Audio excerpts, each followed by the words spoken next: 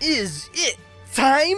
The hell could be damned, I can't take any more waiting. Many suns rose and set. Now, from out of the dark side of the moon, rises Generation 7. First of all, hi, hello. The game's damn amazing. You buy it? You better! Cause your boy Minion needs to see some awesome teams down below. Ready or not, prepare to say Alola to my very own Ohana. Just 10 more teensy tiny reasons to bow before the greatest Pokemon games ever made.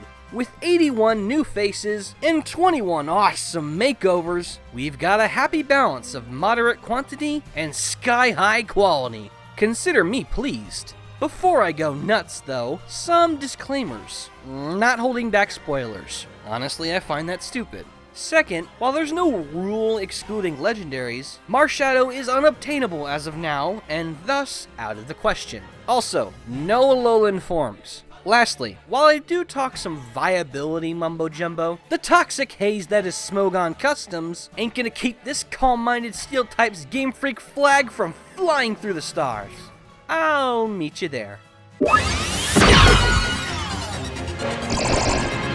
One of Sun and Moon's strongest new facets is its cosmic, almost sci-fi vibe. Not only are the mascots symbols of celestial bodies, the region of Alola plays host to a large-scale alien invasion. 7 interdimensional monstrosities we now know as Ultra Beasts are now wreaking havoc on the world of Pokemon. TLDR? Really weird, really strong legendaries. They're fun, they're wacky, and one of them had to claim a spot. My brain said Celesteela, but my heart said Xurkitree.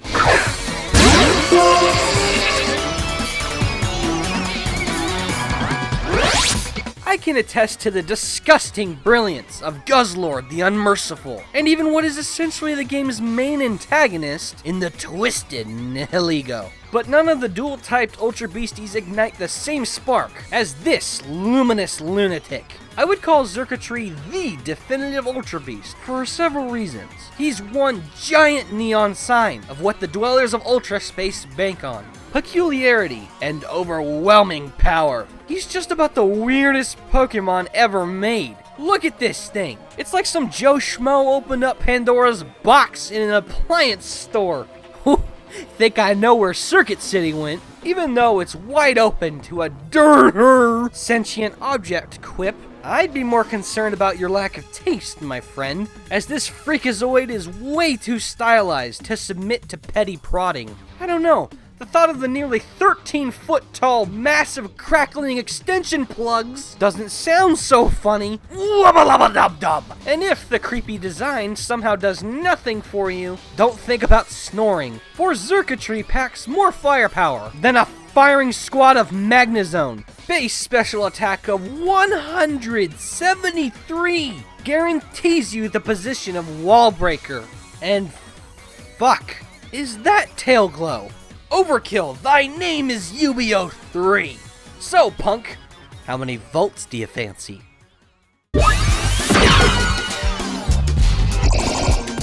Well, maybe we wouldn't sound so bad if some people didn't try to play with big, meaty claws. What did you say, punk?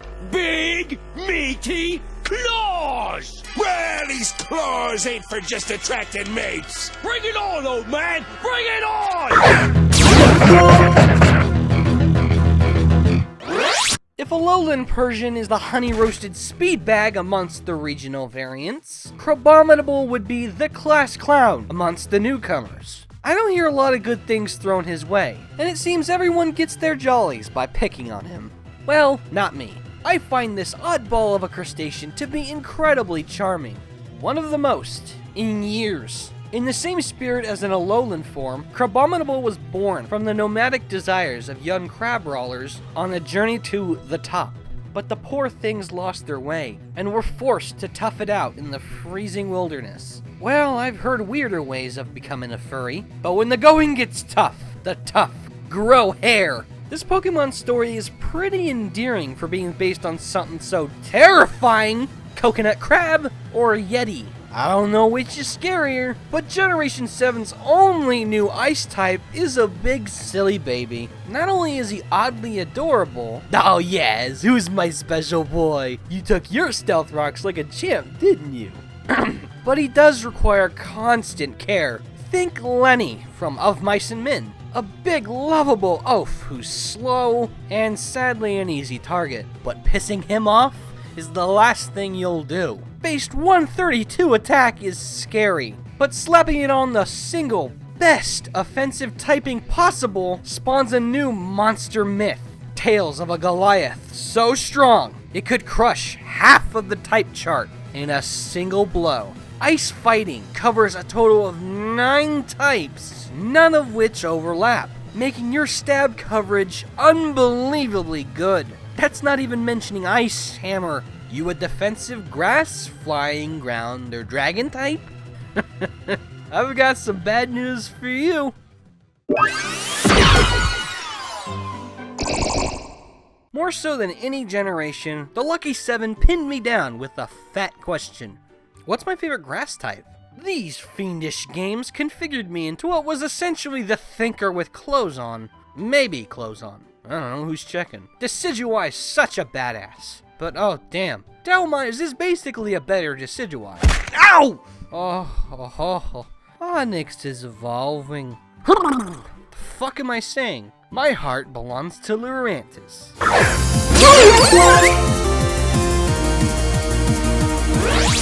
You can keep them grass borbs and giant rusty anchors, for it's the bug in striped pajamas that won me over. I love Lurantis. While both the power and elegance of the mantis has been captured before, only now have the two merged. And by God is it dazzling. Pure grass type isn't a very popular choice, I realize, but a little simplicity can go a long way. I liken Lurantis to Lapras, as in, yes, it's got gaps in its stride. It looks tough to maintain in a serious match, but I can't live without you. This lovely little bugaboo offers the type of elegance and charm our eyes crave, but don't deserve. Slapping a look of modest beauty and the face of a dainty tease onto an adorable pink floral wardrobe is not fair. Way to throw the no option away. Hey, mine's a female. Don't look at me weird. So, battle properties. Pure grass type, but pretty appealing for one. With solid distribution on everything but speed, it can fill a lot of different roles for being such a vanilla typing. With solid status moves like Aromatherapy, Synthesis, Swords Dance, and Defog, you've got Sustain, Setup, Support, and even an answer to screens and entry hazards on a type that rarely has it. Not to mention, extremely powerful offensive stab in Sunlit Solar Blades, and top secret access to Contrary Leaf Storms. God damn, this girl's unpredictable. Treat her nice, set up something tasteful, it's gonna be fun. Trick room for 2, please.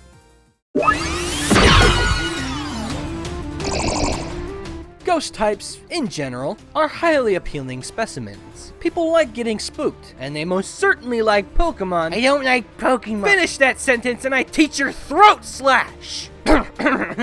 Yeah, it's no newsflash. Alola's got some great ghoulies out there, and your hostie's here to love them ghosties. Rise up, Palosand.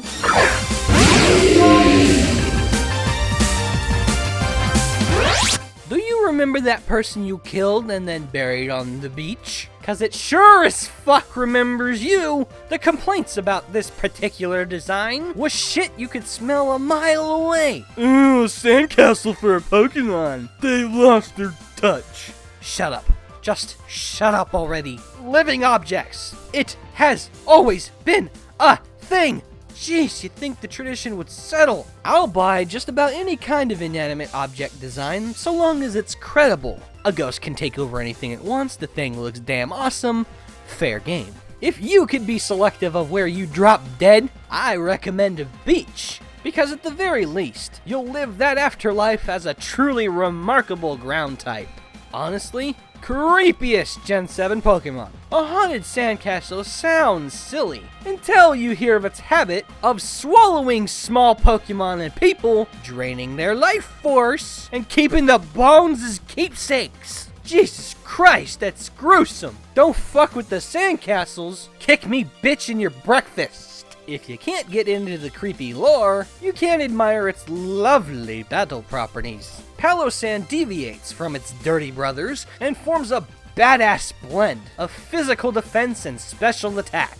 Interesting coverage like Giga Drain, Sludge Bomb, Ancient Power, Infestation, and Psychic pair really nicely alongside Stab, Shadow Ball, and Earth Power. Quirky status moves in Amnesia, Shore Up, Hypnosis, and Stockpile ensure that the coast is never clear. And with Water Compaction's ridiculous defense buffs when triggered, don't care how thick your towel is, nobody sleeps on this lump of sand.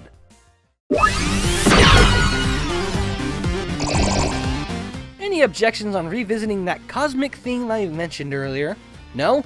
Well, it's happening anyway. The quality of the legendaries is unmistakable. Solgaleo and Lunala are awesome, the Ultra Beasts, as I said, are psychotic, and even the mysterious Necrozma offers up an otherworldly attraction. Though, I say we keep it down to earth, and Spotlight, a sleeper spacey. Could care less if you don't approve of the pun. Minion truly does rock.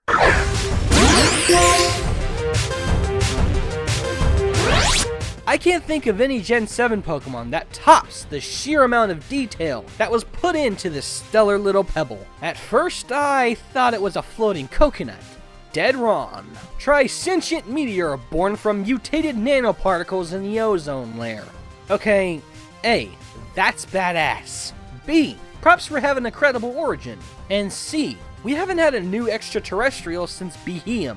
Government ain't taking this one from me. Nebby, stop being a bitch and make room! Living Meteor already made my wallet upchuck on the screen. But stoppings for punks. Let's turn the atmospheric debris it collected during its crash course into armor and give it 7 designer colors. I'll take all of them. Not only are we spoiled by this top-notch design, it all plays directly into the game plan. Akin to Wishy-Washy and Darmanitan, Minior integrates form changing into battle. When the shields are up, you're playing with the status-proof statue, aimed at bracing for the impending skirmish. But when those shields are down, defense swaps to offense, the speed doubles. Now I recommend you fax your local Dusknoir, cause you ain't waking up from a close encounter with this kind. Think Aegislash, but with the brain to it, as you have to work around one-shots while maintaining a specific health range to maximize the reward. And with Shell Smash, paired alongside powerful assets in Stealth Rocks, Explosions, lots of type coverage, Stab Power Gem, and Acrobatics, god damn is there a reward.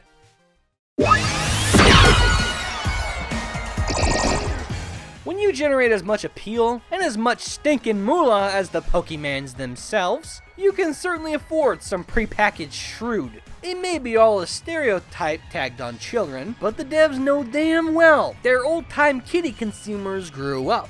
So, now that we've all gone through puberty, how about a sexy lizard?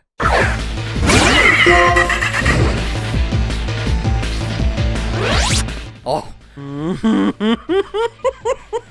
I love Pokemon so much. It's low-key tradition for the series to occasionally throw in some zest, but I didn't expect the subtlety to learn Faint. It doesn't take a bullshitly high IQ to get Salazzle's game. All it takes is a look at that goddamn gender ratio. All pink, all day, audience. 100% female, lizard. This little missy's a whiptail. Strong, independent, don't need no stupid males. Oh my god! Well, they did write their fanfic. And I need a copy now. Reverse harem. Yeah.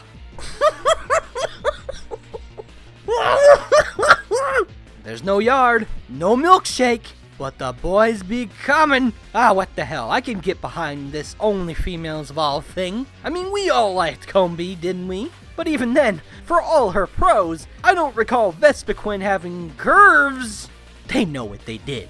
They liked what they did. And they did good. And no, intentionally distracting hips aren't the only things Babezilla's toting around. How about that typing? Poison fire.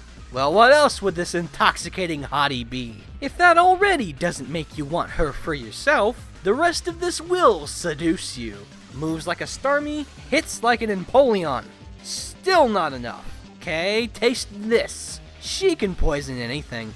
Yep, even steel and poison types. Damn, girl! Despite having shallow coverage and frail defenses, Salazzle's a great special sweeper with a seriously powerful niche. Got Celesteela and Toxapex issues? I think you know who to call. Was that you're building a wall? Oh, sweetie, you tell the cutest jokes.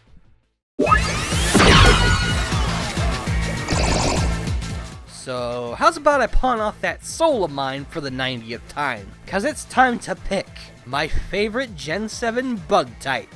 Oh lord! Be it Vikavolt's nuclear special attack, Golisopod's demoralizing powers of priority, all the way to the doubles deity that is Rabombi. They all kick ass, and you all know it. But to me, the best of the pests is a Rockwanid.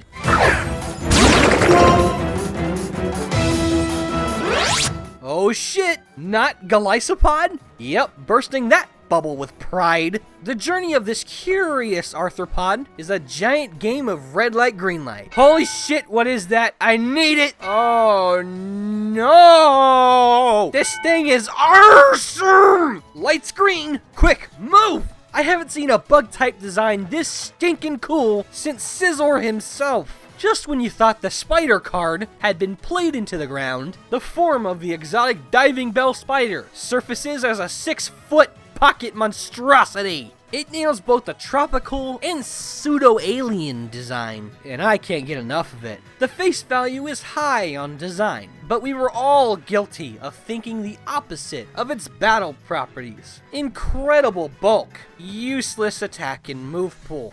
Not that simple, for this thing's ability is jaw-dropping. That water bubble around a Rockwanid's head not only halves fire damage, but it prevents burn and doubles the power of water attacks before stab. That's nuts! I guess that does make it a better water type than a bug type, though I'm not about to complain. Sadly, it is harmed by lack of coverage, general predictability, and of course those fucking rocks. But when the spidey sense starts to tingling...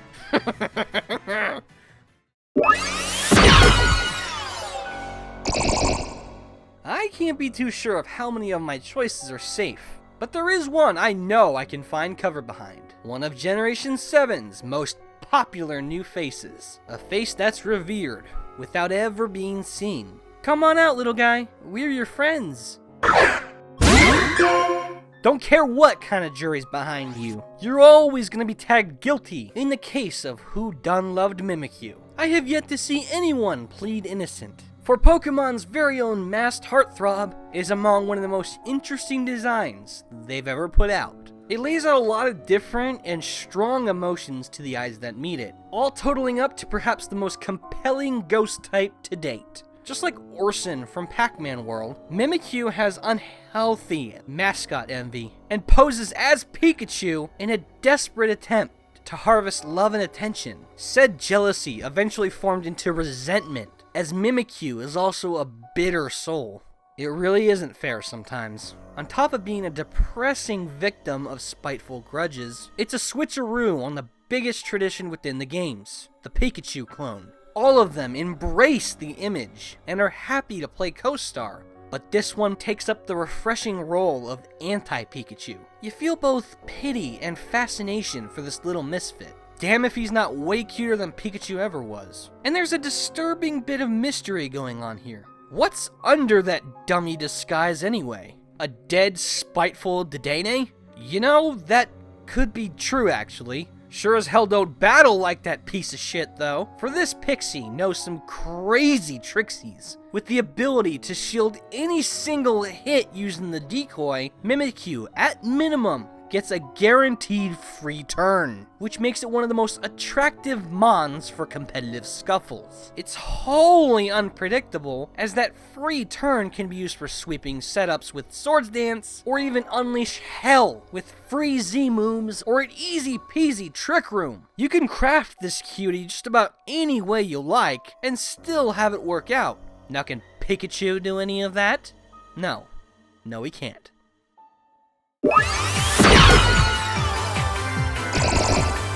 when the fat sum of $1 million damn dollars isn't inexplicably lining lookers' post-game pockets, it's burying what is always the biggest question whenever a new region forms. What team am I on? Team Rowlet, Team Litten, or Team Poplio? What does the brain say? What do the memes say? What does the heart say?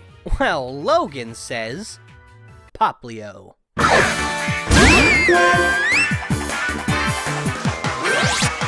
Love at first sight is a concept that borders on sappy and illogical. Come on, are you really a simple enough cretin to just... Oh, no.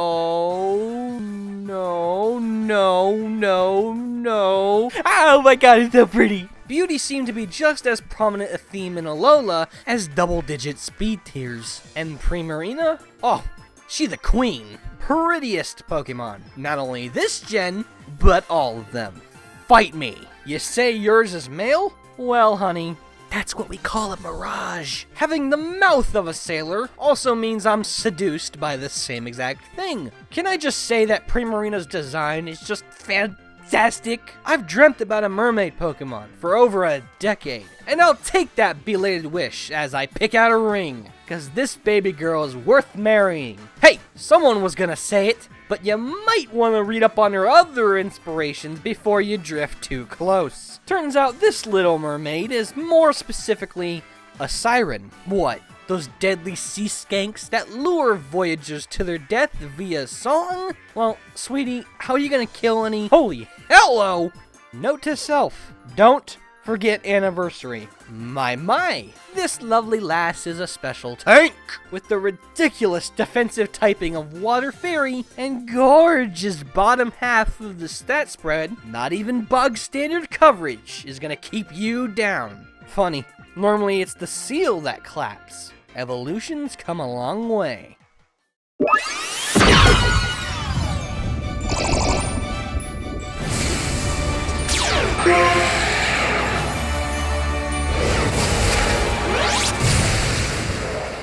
On July 1st, 2016, the guardian deity of Mele Mele was the creator of two things: a new throne atop my favorites list, and a prophecy stating nothing will take it from him. As the tippy tapu of the holy totem pole, the mark of the rooster takes the form of an electric fairy elder god. Tapu Koko, in my eyes, is the most badass, most imposing, and perhaps most magnificent Pokemon of all time. Like the other deities, he's worshipped as an almighty protector, but in a bit of anti-hero code, he's really fickle and won't defend somebody just because they need it. It draws the portrait of a flawed superhero that only fights for those he truly believes in. It's a sense of depth the other Tapus don't have, and I really respect that. But if you are the one he chooses to defend, not a damn thing is ever touching you. For a crest as sharp as a saw and a glare even champions tremble at are only two weapons this destroyer of the dishonorable wields. Through sacrifice from his disciples, this ancient warrior harnesses all natural-born speed within Alola, totaling up to a terrifying base speed of 130. Let me repeat, there is now a fairy type as fast as Mewtwo. No fainting. He decides when. For the electric types, Day of Reckoning has finally come. Behold, Electric Surge. Tapu Koko's very presence coats the field in electric terrain, giving all electric type moves a 50% power boost atop sleep negation. This thing averages base 100 for both attack stats, so finishing that bit of math will make even Life Orb Thunderuses cry. This combination of blinding speed, insane electrical offense, resilient typing, and incredible team influence atop this literal godly design assures that your end will be met, and with the feeling of starstruck. If I'm forced to be petty, I'd mention that his move pool is limited. Although he has the tools to combat his fellow Tapus, on top of Volt Switch and Roost for some initiative and sustain, his role as a fairy is almost exclusively defensive. Doesn't get Play Rough or Moonblast, we'd all be dead if he did, and can struggle against ground types. but I accept the limits and worship the strengths. I'll trust this edgy leggy to protect me every single time. This is being Fawful's Minion, and Tapu Koko is my new favorite Pokemon. Happy 20th birthday, Pokemon. Here's to 20 more. Take care, trainers.